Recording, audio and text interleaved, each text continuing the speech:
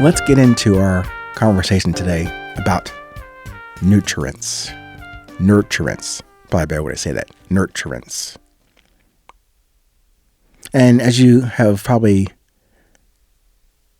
determined from my other episodes you may have tuned into, I like to offer you not just fancy, cute words, but also with definitions and applications, and maybe in a process or a model that may be wrong, but hopefully they're useful to you in your journey in resilience. So, with nurturance, here is the old reliable dictionary. The term nurturance means emotional and physical nourishment and care given to someone. The ability to provide emotional and physical care.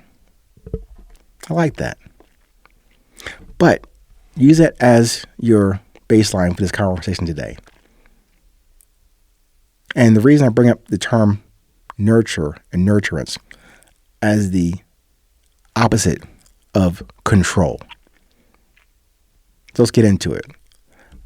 I'm going to suggest that you consider expecting and trusting nothing, but to accept and receive everything, and to produce with grace and not through force or greed. So what may appear to you as good, bad, and ugly, I'm suggesting that we accept and receive, produce with grace, and not with force or through greed. Like, for example, let's take a mirror, okay? And I mentioned probably in the earlier 100 or so episodes about this term being a mosaic mirror, or appreciating the mirrors that are mosaic that you encounter on your journey. So let's stick with the mirror example. I said accept and receive and produce with grace, not with force or through greed. So like a mirror, receive and never hold. Like every experience you will have, receive all with grace, whether it's good, bad, or ugly. Now, it's easy to do when encountering the ugly and bad shit of and in this world. You can be very happy temporarily to let that shit go. You don't want any more of that bad stuff, even though there exists a lesson in that misfortune. But you don't want to endure that or to lengthen that discomfort. Of course you don't. But now, what about the good shit? You probably have a very strong resistance to applying that mirror metric and model and practice to the good, don't you? You want to desperately hold on to and protect and guard against anything that might threaten this glorious great event from continuing. But like that mirror, you, the mirror, you with the mosaic mirrors you must witness, meet, and observe every day, and to communicate with and through each day. You cannot hold on to any of them, even the good shit. The meetings, the views, the people, the things, the successes, the failures, the lessons, all of them serve to remind you, maybe, I'm hoping, of this mirror principle, and to nurture all that you meet on your journey. It can never be about control or defense or offense. To nurture, the nurturance, the acceptance and receiving of everything, and without the attachment or judgment or resistance to everything you will encounter. You must move forward and you must progress. You must move forward and progress to produce the value, the positive, the yes, the love you're brought here to do. To produce in the present moment, not in yesterday or in tomorrow. It is the nurturance of this moment and any next you might get. So consider the approach to accept and nurture. Whatever you receive and reflect forward in yourself, to your Creator, and then to others. Make this nurturance your nature.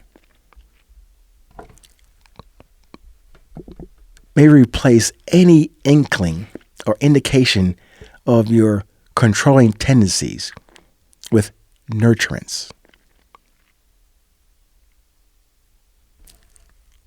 It is probably a common habit to try and put your arms and mind and being around all the things inside of you and outside of you for that thing you want to happen, the way you want it to happen. It's a good idea. It's a good concept. But even a great plan never survives the first contact with the enemy.